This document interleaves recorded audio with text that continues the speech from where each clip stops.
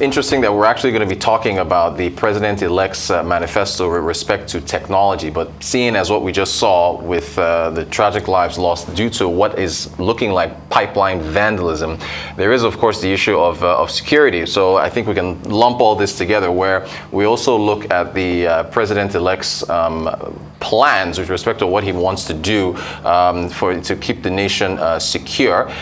He's talked about boosting the security apparatus, anti-terrorist battalions. He's talking about upgrading weapon systems, integrated identity database, a bit of tech in there, and also improving salaries and welfare. So Fisayo Durojaye is with us. Fisayo, you're not a security analyst. You're head of strategic finance at FinAccess, and we actually brought you in to look at the digital economy. But a quick word on security, because you've seen what happened in Rivers State.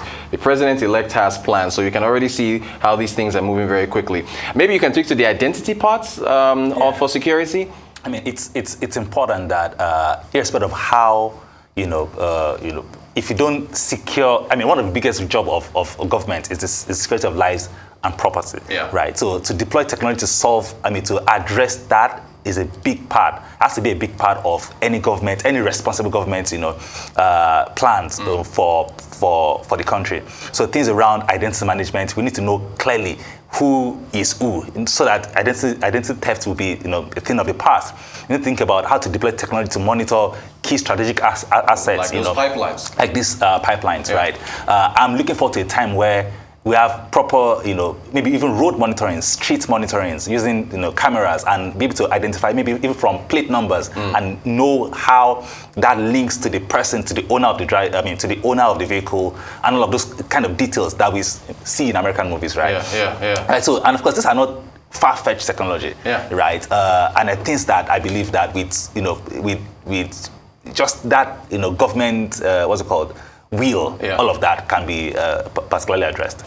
All right, real quick, let's actually, this is breaking news. These things happen as we go. So I had to comment on that. But on technology, though, as far as the digital economy, he's planning to, I believe, let's talk about jobs. He wants to create, I think it's 1 million ICT jobs in 24 months. Yeah, so there you go. The Tinubu administration will strive to create 1 million new jobs in the ICT sector within its first 24 months in office. How do you create jobs in ICT? What do you? So that's the thing. So the way successful government are using, talking about the word job creation, it always appears like you just do your hands in a certain way and then just create, right? But that's not how jobs are created. Jobs are created by driving policies that ensures that that have good what's called business operating environment. That's first, so that business are able to large extent grow, and of course employ more people.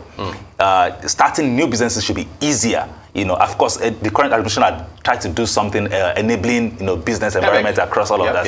But I don't know how much impact that has had, on actual job creation. So all of these things come together. So to just, write in a manifesto and say, yeah, I'm going to create, it's not creation. It's like providing enabling environment so that the economy itself can then, the requirement for people would be automatically generated when this thing happens. So, for instance, let's go back, back in the days, when the telecom sector was essentially, liberalized as it were.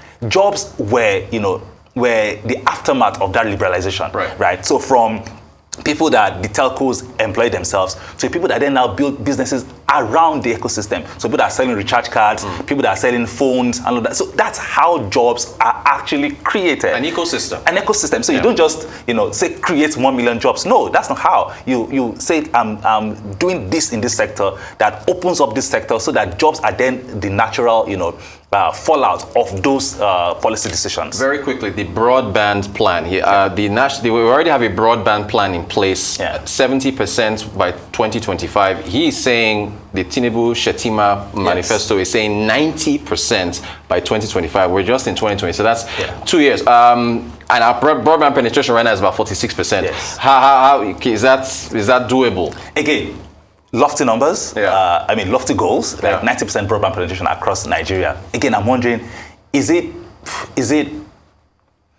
feasible? Right? Let's figure out how that again could be done.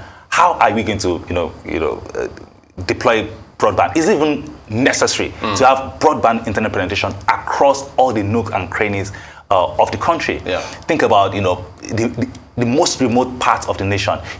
As of today, right, following the deregulation of, say, the power sector, for instance, there's some power assets, distribution companies that are not viable because, of the population density across some of those places, and some of them are giving back the licenses, to the federal government. So if I think about that way, so is it reasonable to make such, heavy investments, in laying cables, or is it a partnership with Elon Musk's, Starlink? Yeah. Or how are you going to ensure that you deliver, broadband to my village? Will my village really need broadband internet service, right? I mean, these are people that turn off data, when they go to sleep. When they go to sleep. I always thought that was funny, but people save money by doing that. Yeah, right. yeah, yeah. So why would they invest so much in broadband to ensure that they are connected? Because they don't want to be connected, at least not in that way. I mean, these are people that will refuse to watch videos because if it's more than an image or text, that they can read, they don't want to do it. Right. So is there a need for broadband for people in that category? I don't think so. So saying that you want to make investment for 90%, broadband penetration across Nigeria, again, is one of those things that I don't think is particularly necessary. Fisayo, we run out of time. Of course, we had to have you talk about security in addition to technology, but thank you so much. Fisayo Durojaye, Head of Strategic Finance at FinAccess. We'll be doing this all year, ladies and gentlemen, diving into the President-elect's manifesto, oil and gas, technology, security, everything else. So